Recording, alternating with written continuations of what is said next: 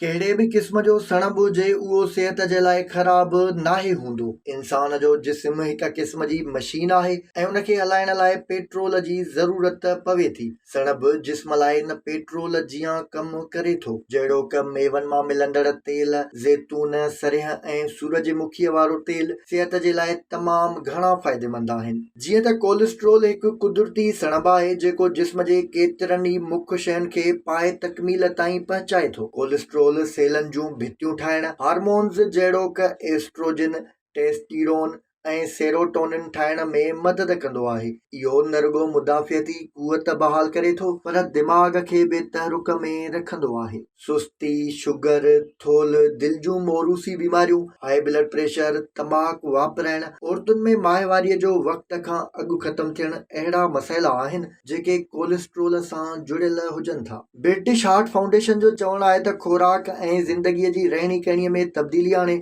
वक़्त खां अॻु थींदड़ मौत ते ज़ाब्तो आणे सघिजे थो। जेतोणीक गुज़िरियल ॾहाके जी भेट में दिलि जी बीमारियुनि सबबि मरंदड़नि जी शरह में घटिताई आई आहे, पर तंहिं बावजूद बि हर साल 2,25,000 माण्हू मौत जो शिकार बणिजी वञनि था। जॾहिं त थोरी कोशिश कजे त मौत थियण वारी शरह खे अञा बि घटाए सघिजे थो। रुगो पेट भरे खाधो खाइण खुराक हासिल करण जो ज़रियो नाहे, पर असां मां 80% माण्हू वणंदड़ खाधा खाई सम्झंदा आहिनि त उहे हाणे सिहतमंद रहंदा, पर अहिड़ी खुराक रुगो ज़ाइके हासिल करण जो ज़रियो हुजे थी ऐं इन सां गॾु कोलेस्ट्रोल ऐं वज़न वधाइण जो बि सबबु बणिजे थी। असां केतिरियूं ई आदतुनि ऐं खाधनि खां परहेज़ करे हाकारी नतीजा हासिल करे सघूं था। जानवरनि जे गोश्त में मौजूदु सणभु सभ खां वधीक कोलेस्ट्रोल वधाइण जो सबबु बणिबो आहे। उन करे गोश्त जो उहो हिसो जंहिं ते सणभ या चर्बी लॻल हुजे उहो इस्तेमालु न करणु घुर्जे। घणे तेल में गोश्त ऐं मच्छीअ खे तरणु न घुर्जे। मखण,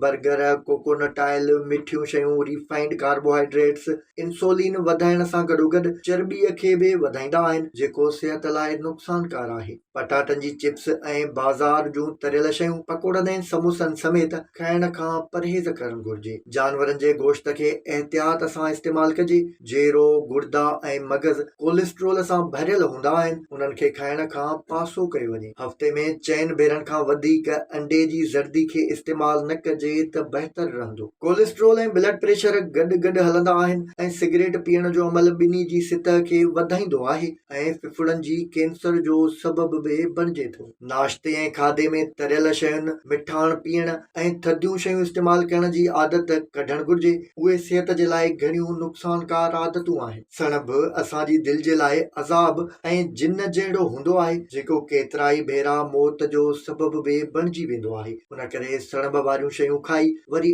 आराम करण खां पासो करे घणे खां घणो कमु करे कैलोरीज़ खे सारियो वञे। घणो लूणु इस्तेमालु करणु दिलि जे लाइ नुक़सानकार हूंदो आहे। उन खां सवाइ मादे जी कैंसर जो सबबु बि बणिजी सघे थो। उन करे लूण जो इस्तेमालु मुनासिब मिक़दार में ई करणु घुर्जे। मायोनीज़ ऐं मखण जा सैंडविच घणे मिक़दार में इस्तेमालु करण खां पासो करणु घुर्जे। अहिड़ा माण्हू जंहिंजा घर भाती दिलि जी बीमारियुनि में मुब्तला हुजनि उन्हनि खे घणो एहतियात कंदे कोलेस्ट्रोल चेक कराइणु घुर्जे। खीर ऐं ॾही वारी थरी कोलेस्ट्रोल सां गॾु गुर्दनि जे लाइ बि नुक़सानकार हूंदी आहे। उन करे उन्हनि जे इस्तेमाल खां पासो कयो वञे। असां मां केतिरा ई माण्हू अहिड़ा बि आहिनि जेके पंहिंजी खुराक जी चूंड कंदा आहिनि ऐं उहे ई शयूं खाईंदा आहिनि जेके रुगो उन्हनि खे वणंदियूं आहिनि ऐं घणियुनि अहिड़ियुनि शयुनि खां परे रहंदा आहिनि जेके उन्हनि खे नाहिनि वणंदियूं। उन करे पंहिंजी पसंदि नापसंदि खे कोलेस्ट्रोल सां मुक़ाबले लाइ ज़रूरु इस्तेमालु कयो। बेकरी प्रोडक्ट्स, बिस्किट, पेटीज़ ऐं केक में मखण जो मिक़दार वधीक हूंदो आहे। उन करे